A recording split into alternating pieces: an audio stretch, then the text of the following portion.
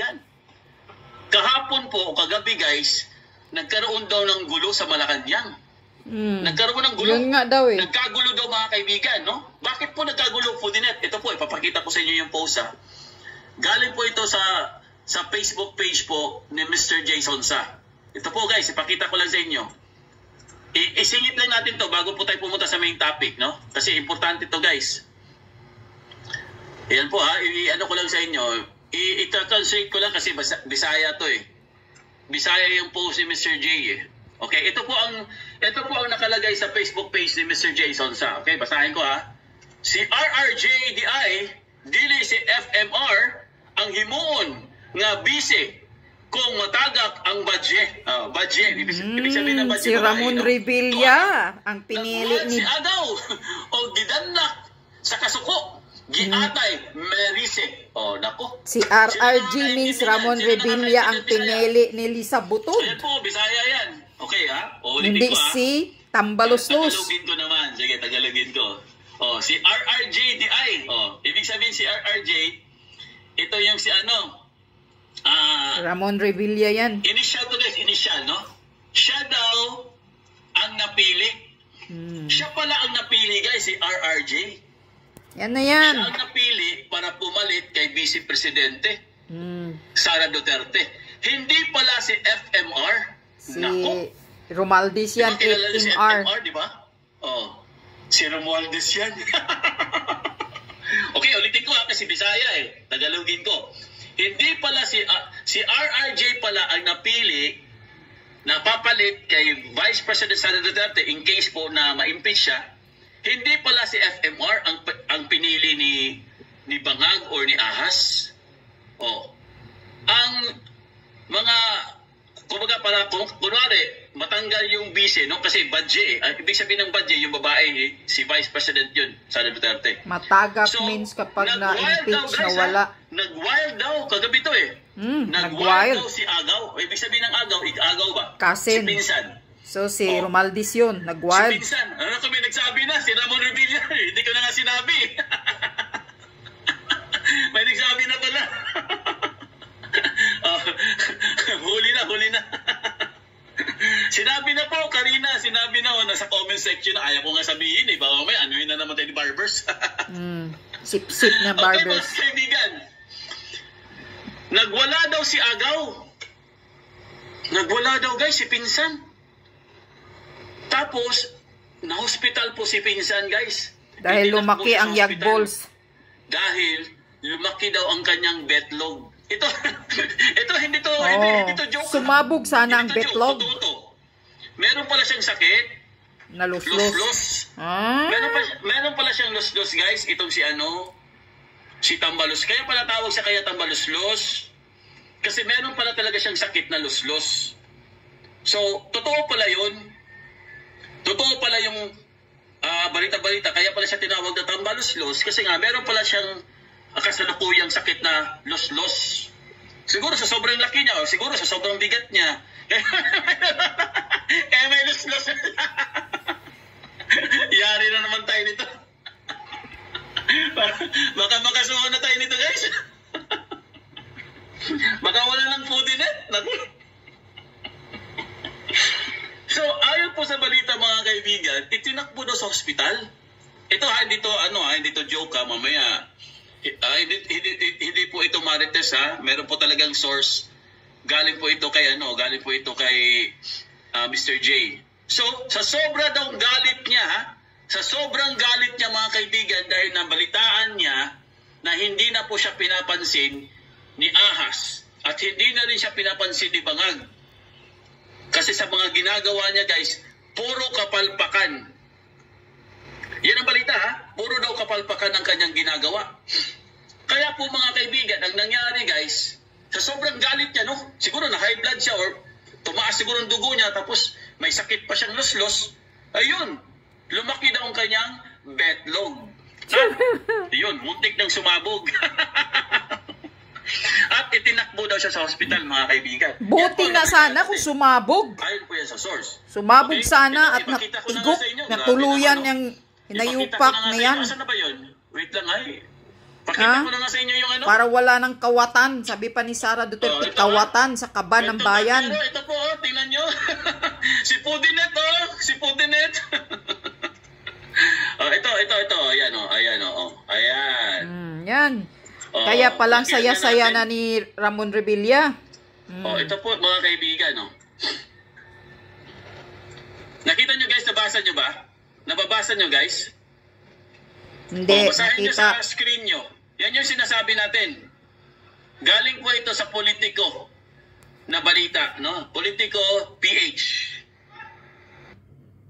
Ngayon, sana, paglaki ng bitlog ni Tambaloslos, sumabog sana at natuluyan, nagurgur. No? Politico PH.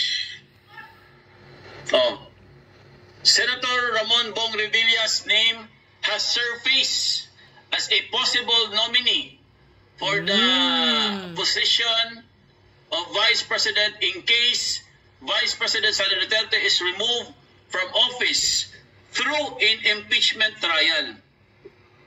Kilabot at kembot Bong Revilla to become Vice President if Sara Duterte is removed, is impeached. Yan po mga kaibigan. Ito po, galing po ito sa balita, guys. Hindi po ito galing sa isang source, no? Galing po ito sa balita. Yan po mga kaibigan. Kaya po, ayon po sa ating source, ito daw si Tambaloslos, gidanlak ba? Gidanlak. Sino bang nakakaintindi ng gidanlak? Sa sobrang galit, lumaki ang yagballs. Di ba Bisaya yung gidanlak? Di ba guys? Bisaya po ang gidanlak, di ba? Sino bang Bisaya dito? Wala bang Bisaya dito? Gidanlak, galoslos ang yagballs. Naloslos na ba? So, ang ibig sabihin po ng gidanlak, guys, loslos, di ba? Tama? Di ba? Ang gidanlak is loslos. Yung lumalaki yung ano ba? Yung lumalaki yung ano niya? Bitlog. Yung balls niya. yung yag balls.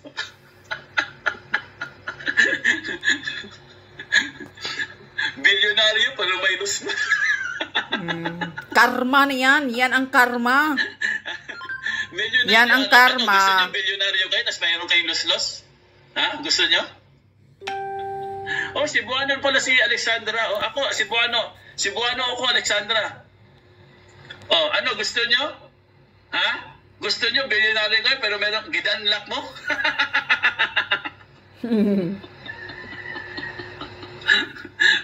Bahala mo di ay. Lumaki. Sa sobrang galit niya, siguro, syempre guys, paano hindi siya magagalit? Ay, balita-balita na siya yung bet. Siya yung bet, di ba? Di ba siya pa ngayong gagawing Prime Minister? At siya din yung parang tatakbong President? Or sa 2028, di ba?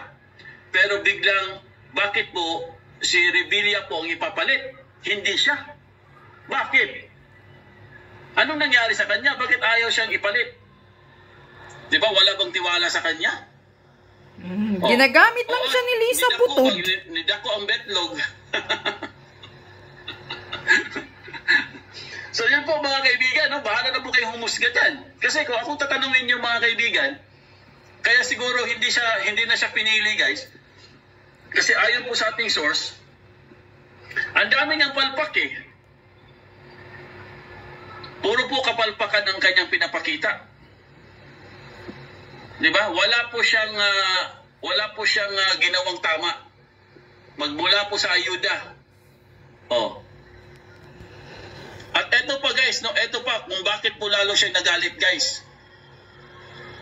Hindi na po natuloy ang kanyang budget sa ayuda. Yung AKAP tinanggal na sa Senado. Yung budget na bilyon-bilyon, hindi na po natuloy. Hindi po aprobado 26.4 billion. Wala na siyang pera. Hindi na makabulsa, kaya na high blood. Wala na si Tambaloslos. Kaya ang dami niyang problema, guys. Ang dami niyang problema, kaya siguro sa sobrang dami niyang problema, hindi niya nakayanan. Ayun, sumabog ang kanyang gidanlak siya. Sumabog ang betlog. Di ba? So yun po mga kaibigan, ang ating updates po kay Kay Danla, kay Los.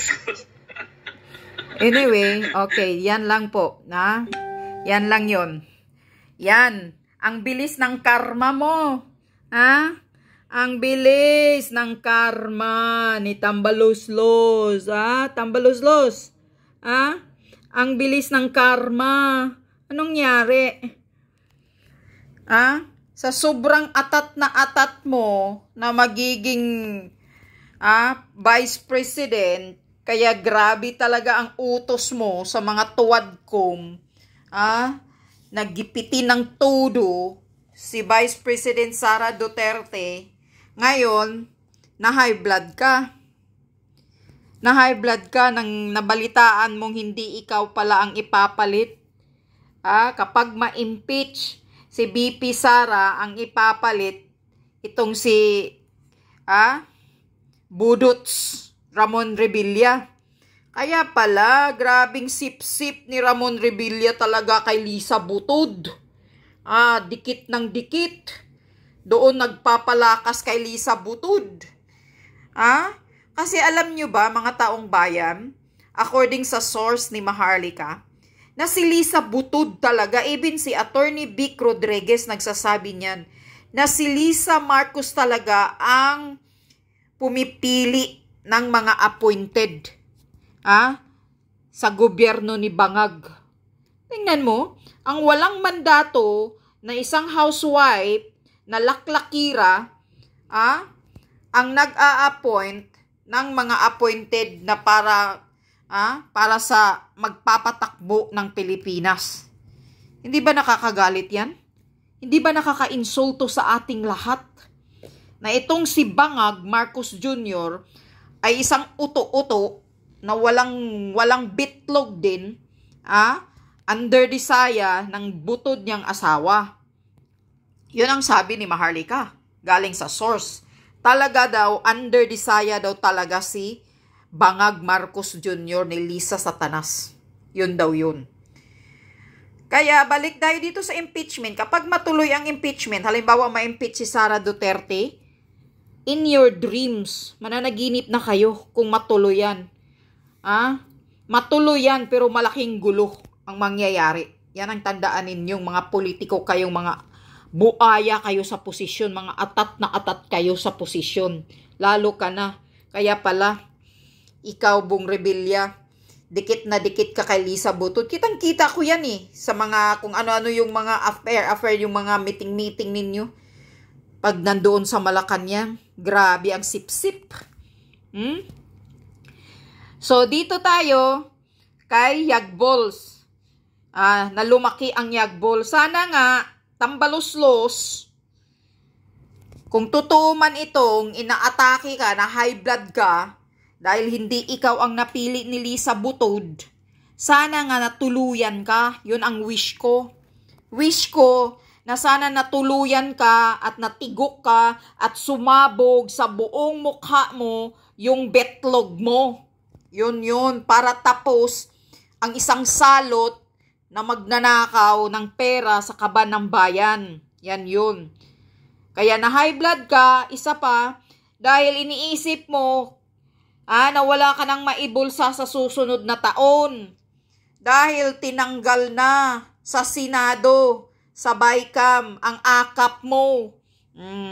Yan mga taong bayan, yung akap na yan, imagine is 26.4 billion Pira natin yan. 26.4 billion Pero tahimik ang Kongreso, walang investigasyon. Bilyon ang nawawalang pera natin, walang investigasyon.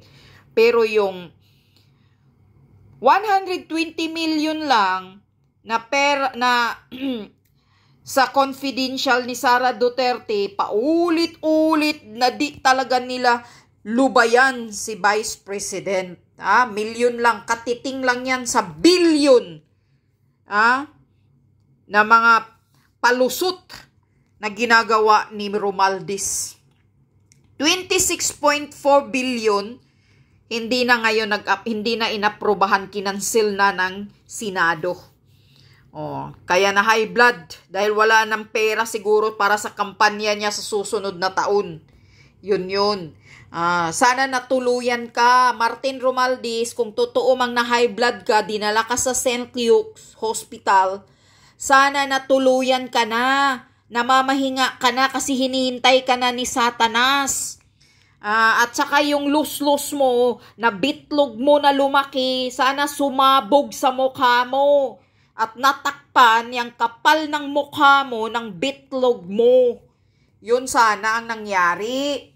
Sayang, hindi nangyaring ganon. Yan ang wish ng mga taong bayan sa iyo na matuluyan ka ng matigok. Sa pag high blood mo dyan, kung totoo man. Buaya ka, patay gutom ka sa pira, wala kang kabusugan. Ilang milyon, bilyon na ang binulsa ninyo, wala kang kabusugan. Gusto mo pang kamkamin ang lahat ng pera ng kaban ng bayan. Si Sara Duterte ang nagsabi niyan na kayong dalawa ni Saldico ang may hawak ng pera, nagkukontrol ng pera ng Pilipinas. At sabi ni Sara, ikaw Romualdez, kawatan ka. Kaya lumaki na yung bitlog mo sa pagnanakaw mo. Totoo pala yan, may luslos ka. Kaya pala tinawag kang tambaloslos kasi may luslos ka. Sana nga sumabog ng tuluyan at natigok ka na dyan sa St. Luke's. Yan ang prayer namin na mawala ka sa mundong ito para mawala ang isang Judas sa Kongreso. Yan ang bagay sa'yo.